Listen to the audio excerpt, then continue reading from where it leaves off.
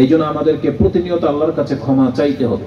আর সামনে রমজান, এখন থেকে যদি আমরা প্রিপারেট না হই, প্রস্তুতি না নিই, তাহলে রমজান মাস দেখতে দেখতে এই মাসের মতোই হেলায় খেলায় পার হয়ে চলে যাবে, আর আপনি টেরও পাবেন না যে এত একটা গুরুত্বপূর্ণ মাস আপনার উপর দিয়ে চলে গেল আর আপনার খবরই ছিল না।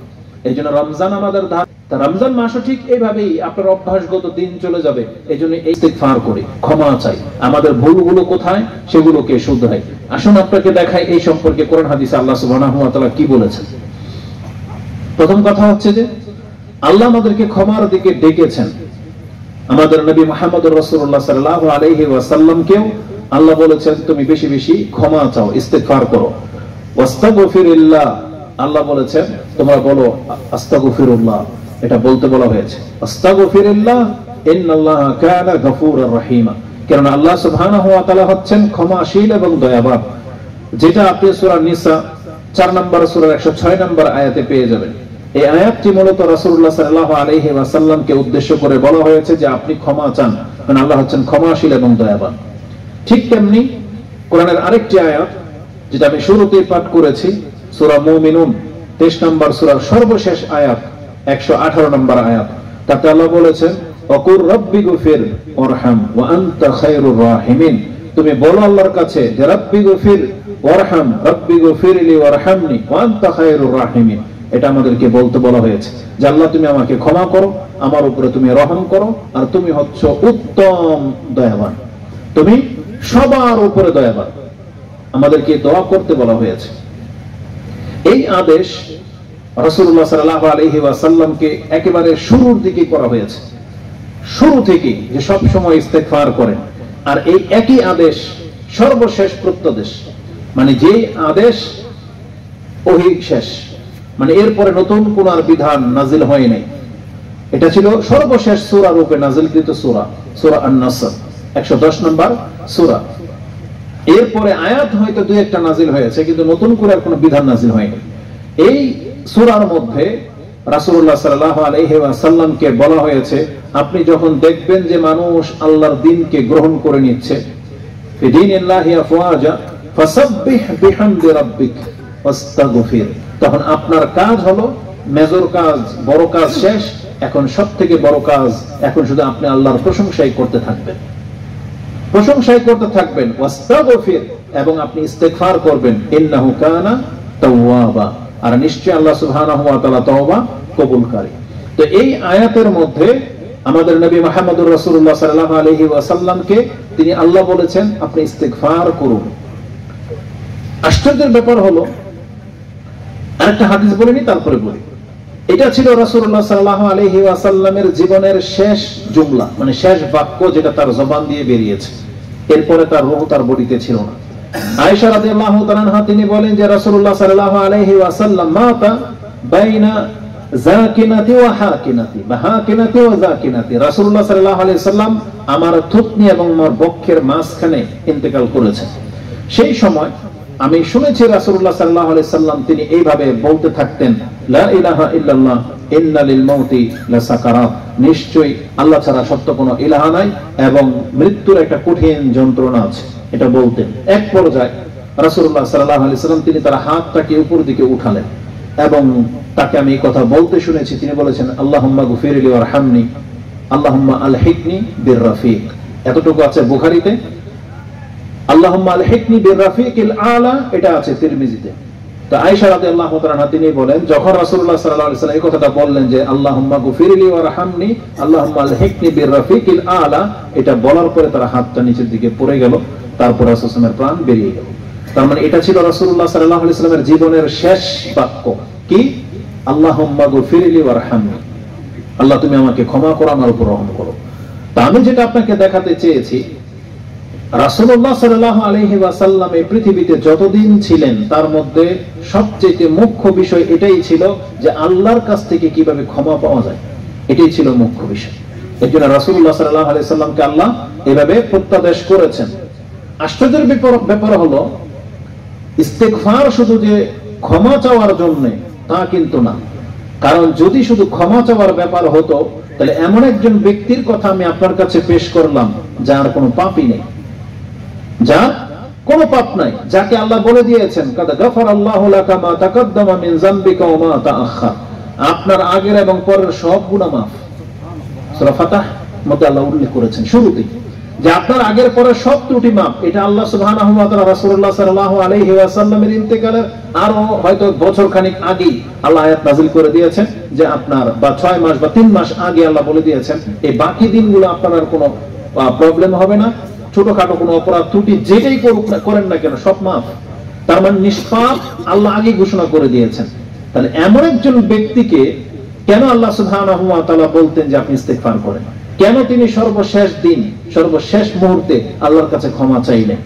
এবং তার ব্যক্তিগত আমল থেকে যেটা আমি আপনাকে দেখাতে পারি যে রাসূলুল্লাহ সাল্লাল্লাহু আলাইহি ওয়াসাল্লাম তিনি প্রতিনিয়ত এতবার আল্লাহর কাছে ক্ষমা চাইতেন। তার একটা হাদিস আছে আবুর আল মুজান্নি, তিনি বলেন যে সামিয়তু রাসূলুল্লাহ সাল্লাল্লাহু আলাইহি ওয়াসাল্লাম ইয়াকুল লা ইউহানু আলা কলবি ওয়া ইন্নী আস্তাগফিরুল্লাহ ফিল ইয়াউমি 100 মাররা। রাসূলুল্লাহ সাল্লাল্লাহু আলাইহি ওয়াসাল্লাম বলেন যে আমার অন্তরে সামান্য সময়ের জন্য হলেও যদি গান মানে হচ্ছে যে একটু আপনার অন্যমনস্কতা বা একটু উদাসীনতা যদি অনুভব করেছি যে আমি মনে হয় এই সময়টা আল্লাহ সুবহানাহু ওয়া তাআলার জিকির থেকে বা তার খেয়াল থেকে অন্যমনস্ক হয়ে গিয়েছিলাম, এটা অনুভব হলেই আমি ওইটাকে পাপ মনে করে ওই দিনই আমি 100 বার করে আল্লাহর কাছে ক্ষমা চেয়েছি। এটা রাসূল সাল্লাল্লাহু আলাইহি ওয়াসাল্লামের আমল। এটা ইমাম মুসলিম কোট করেছে। আর ইবনে ওমর রাদিয়াল্লাহু তাআলা আনহুমা তিনি বলেন তানাউদ্দু লিরাসূলিল্লাহ সাল্লাল্লাহু আলাইহি ওয়াসাল্লাম ফিল মাজলিসিল ওয়াহিদ 100 মাররা মিন ক্বাবলা আইয়াকুম। একই বৈঠকে তিনি বলতেই থাকতেন, আমি গুনতে থাকলাম যে এক বৈঠকে তিনি বসেছেন, সেখান থেকে উঠে যাওয়ার আগেই তিনি 100 বার করে ইস্তেগফার করেছেন, রাব্বি গফিরলি ওয়া তুব আলাইয়া ইন্নাকা আনতাত তাওয়াবুর রাহিম। আল্লাহুম্মা গফিরলি ওয়া তুব আলাইয়া ইন্নাকা আনতাত তাওয়াবুর রাহিম, যেটা আপনি আবু দাউদে 1516 মানে 1516 নম্বর এবং তিরমিজিতে হাদিসটি 3434 মানে 3434 নম্বরে রয়েছে যে রাসূলুল্লাহ সাল্লাল্লাহু আলাইহি ওয়াসাল্লাম এক বৈঠকে তিনি 100 বার করে বলে ফেলতেন আল্লাহুম্মা গফিরলি ওয়া তুব আলাইয়া ইন্নাকা আনতাত তাওয়াবুর রাহিম। কেন? এটা হচ্ছে বিষয়। একজন ব্যক্তি যাকে আমাদের জন্য উত্তম আদর্শ করে প্রেরণ করা হয়েছে, যার কোনো পাপ নাই, তিনি প্রতিদিন এমনকি এক বৈঠকেই তিনি 100 বার করে ইস্তেগফার করেন। আর ইমাম বুখারী রাহিমাহুল্লাহ যে হাদিস এনেছেন তাতে আছে আকসারা মিন 70 মাররা, যে আমি প্রতিদিন 70 বারেরও অধিক আল্লাহর কাছে বলতাম আস্তাগফিরুল্লাহ ওয়া আতুবু ইলাইহি। এটা আমি বলতাম কেন? অথচ তার কোনো পাপ নাই। আর আমাদের চরিত্র কি? আমাদেরকে বলা হয়েছে এই মুহাম্মদ সাল্লাল্লাহু আলাইহি ওয়াসাল্লামকে তোমাদের জন্য উত্তম আদর্শ করে পাঠানো হয়েছে, কিন্তু আমরা তার কাছ থেকে কোন চরিত্র নিলাম? এই ক্ষেত্রে আমরা কত পাপ করি সারা দিন, কিন্তু একবারও কি আমরা বলি আস্তাগফিরুল্লাহ? একবারও কি বলি রাব্বি গফিরলি, আল্লাহুম্মা গফিরলি? আমরা কোথায় বলি, কখন বলি? অন্তর থেকে তো একবারও বলি না। যে বসে আছেন, হঠাৎ করে একটা পাপের কথা মনে পড়ে গেল আর তখনই আপনি বলতেছেন আস্তাগফিরুল্লাহ আস্তাগফিরুল্লাহ। কখন বলি? আরবদের মানুষ হলেও ওদের মধ্যে এই অভ্যাসগুলো আছে। রেগে গেছে, ঝগড়া, গাড়ি দিয়ে ফেলতেছে, কতদূর পরেই বলবে আস্তাগফিরুল্লাহ আস্তাগফিরুল্লাহ। কিন্তু আমরা এটা শিখি নাই। আমরা আরো বাপ মা তুলে গালাগালি করতেই থাকি। না, আমাদেরকে ক্ষান্ত হতে হবে, আমাদের জবানকে হেফাজত করতে হবে, আমাদের নবী মুহাম্মদ রাসূলুল্লাহ সাল্লাল্লাহু আলাইহি ওয়াসাল্লামের আদর্শের কাছে ফিরে আসতে হবে যে যার পাপ নাই তিনি প্রতিনিয়ত আল্লাহর কাছে এতবার ক্ষমা চাচ্ছেন। আর আমরা এতটা নির্ভীক হয়ে গেছি যে আমরা পাপ করে বসে আছি, অথচ একবারও বলি না যে আল্লাহ আমাকে ক্ষমা করে দেন, একবারও বলি না। অথচ আপনি জানেন প্রত্যেকটা নবী তাদের জাতিকে এই দাওয়াতই দিতেন যে তোমরা আল্লাহর কাছে ইস্তিগফার করো, ক্ষমা চাও। প্রায় নবীর কথা কোরআনে যাদের কথা আসছে তাদের দাওয়াতের মধ্যে এটা কমন। তারা বলেছেন যে আল্লাহর ইবাদত করো এবং আল্লাহর কাছে ক্ষমা চাও, এটা বলছেন। যেমন দুই একটা আয়াত আপনাকে দেখাই। সূরা হুদ 11 নম্বর সূরা তার 61 নম্বর আয়াতে আল্লাহ সুবহানাহু ওয়া তাআলা সালেহ আলাইহিস সালামের কথা উল্লেখ করেছেন যে ওয়াইলা সামুদ আখাহুম সালিহান ক্বালা ইয়া কওমি উবুদুল্লাহ মা লাকুম মিন ইলাহিন গায়রু। হে আমার জাতি, তোমরা আল্লাহর কাছে আল্লাহর ইবাদত করো, কারণ তিনি ছাড়া সত্য কোনো ইলাহ নাই। হুয়া আনশাআকুম মিনাল আরদ, ওয়াস্তা'মারাকুম ফিহা ফাস্তাগফিরুহু সুম্মা তুবু ইলাইহি ইন্না রাব্বি কারীবুম মুজিব। তিনি বলতেন, হে আমার জাতি, আল্লাহ তোমাদেরকে এই মাটি থেকে সৃষ্টি করেছেন, আবার এই মাটিতেই তোমাদেরকে ছড়িয়ে দিয়েছেন, অতএব ফাস্তাগফিরুহু, তার কাছে তোমরা ক্ষমা চাও, অতুবু ইলাইহি, তার কাছে তওবা করে ফিরে আসো, ইন্না রাব্বি কারীবুম মুজিব, আমার রব অত্যন্ত নিকটে এবং তিনি তোমার ডাকে সাড়া দিবেন। ঠিক এই সূরাতে, সূরা হুদ 90 নম্বর আয়াতে শুআয়ব আলাইহিস সালামের কথা রয়েছে। তিনিও বলেছেন, ওয়াস্তাগফিরুল্লাহ, তোমরা আল্লাহর কাছে ক্ষমা চাও, সুম্মা তুবু ইলাইহি ইন্না রাব্বি রাহিমুন ওয়াদুদ। তিনি বলেছেন, তোমরা আল্লাহর কাছে ক্ষমা চাও এবং তার কাছে তওবা করে ফিরে আসো, নিশ্চয়ই আমার রব রাহিমুন ওয়াদুদ, তিনি দয়াময় এবং প্রেমময়, তিনি অত্যন্ত ভালোবাসেন তোমাদেরকে। আল্লাহ আমাদেরকে ভালোবাসেন, আল্লাহ আমাদেরকে ক্ষমা করার জন্য ডেকেছেন।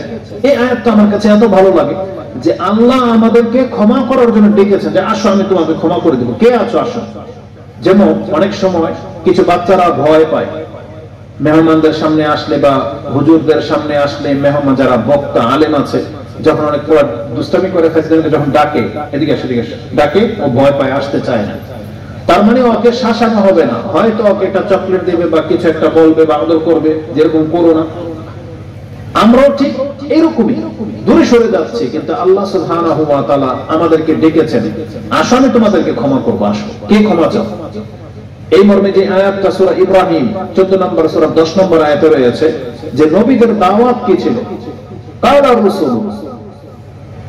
রাসূলুহুম আফিল্লাহি শাক, তোমরা সেই সত্তা সম্পর্কে উদাসীন, সন্দিহান, মিথ্যা প্রতিপন্নকারী। আফিল্লাহি শাকুন ফাতিরিস সামাওয়াতি ওয়াল আরদ ইয়াগফিরু লাকুম মিন যুনুবিকুম ওয়া ইউদখিলুকুম ইলা আখিরিল আয়াত। সেখানে বলেছেন ইয়াদউকুম লিয়াগফিরা লাকুম মিন যুনুবিকুম, তিনি তোমাদেরকে ডাকেন যে আসো আমি তোমাদেরকে ক্ষমা করব, আসো এবং তোমাদেরকে আমি জান্নাত দেব। আল্লাহ ডাকেন আমাদেরকে, সেই আল্লাহ সম্পর্কে তোমরা সন্দিহান।